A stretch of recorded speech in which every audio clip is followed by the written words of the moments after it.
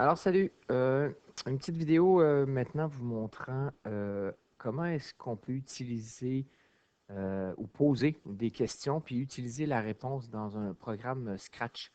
Dans mes précédentes vidéos, vous avez appris bien sûr à faire bouger notre petit chaton. Maintenant, on va plutôt lui apprendre à emmagasiner des données, c'est-à-dire poser des questions, avoir une réponse puis utiliser cette réponse-là. Vous avez vu, j'ai marqué ici déjà mon titre, là, question-réponse, pour que je me rappelle que ce programme-là sert à ça. J'ai mis bien sûr mon événement quand je clique le drapeau. On pourrait sélectionner autre chose, mais moi, je me contente de ça. Vous voyez, bon, ici, on a plein de choses, hein. La fameuse question-réponse, elle est dans capteur. Vous voyez ici, demander.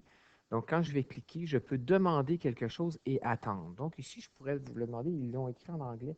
Moi, je vais l'écrire en français. Quel est ton nom?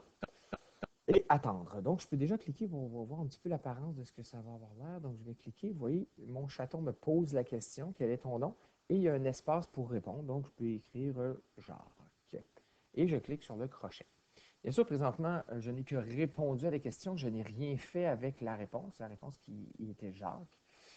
Si on veut l'utiliser, vous voyez ici à gauche, tout juste en bas de demander, nous avons réponse. La réponse étant comme arrondie. Ça veut dire qu'on peut le mettre dans n'importe quel bloc qui est arrondi comme ça. Moi, ce que je vais faire, c'est que je vais lui faire dire ici. Donc, je vais lui faire dire, vous voyez, c'est rond ici. Au lieu de lui faire dire bonjour, je pourrais lui faire dire la réponse, tout simplement. Donc, regardez ce qui va se passer. Il me repose la question, je vais écrire Jacques, et aussitôt que je vais cliquer ici sur le crochet, mon chaton devrait dire la réponse, c'est-à-dire Jacques.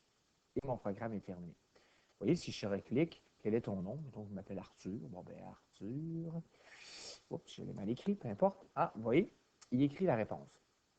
Ce qu'on peut faire aussi, il y a des blocs que j'aime bien dans Opérateur. Ici, c'est marqué regrouper. On peut regrouper plein de choses. Regardez bien ce que je vais faire. Je pourrais dire à mon chaton bonjour. Je mets un espace et je vais mettre ma réponse ici. Et tout ça, je vais venir le placer à la place de bonjour. Donc, il va me poser la question, je vais donner mon nom et mon chaton devrait me dire bonjour. Je vais cliquer Jacques. En cliquant ici, vous allez voir, il devrait me dire bonjour Jacques. J'ai regroupé ce mot-là et ce mot-là. Et on pourrait même aller plus loin encore, réutiliser notre regroupé, un autre, prendre mon premier groupe, le mettre ici et lui dire bonjour Jacques, comment ça va? Bon, comment ici manque mon ça, pardon, me manque. Donc, je viens tout prendre ça, je mets ça là. Donc, si je reclique, je vais encore m'appeler Jacques cette fois-ci. Bonjour Jacques, comment ça va? Donc, vous voyez qu'on peut utiliser ce qu'on veut avec la question-réponse. Mais n'oublions pas qu'à chaque fois que je pose une question, ce petit réponse-là change tout dépendant de la réponse que j'ai donnée.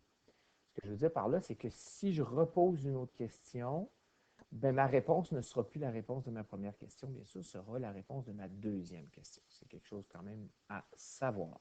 Donc, utilisez-le. Question-réponse. La réponse, vous pouvez l'utiliser à peu près à n'importe quelle sauce.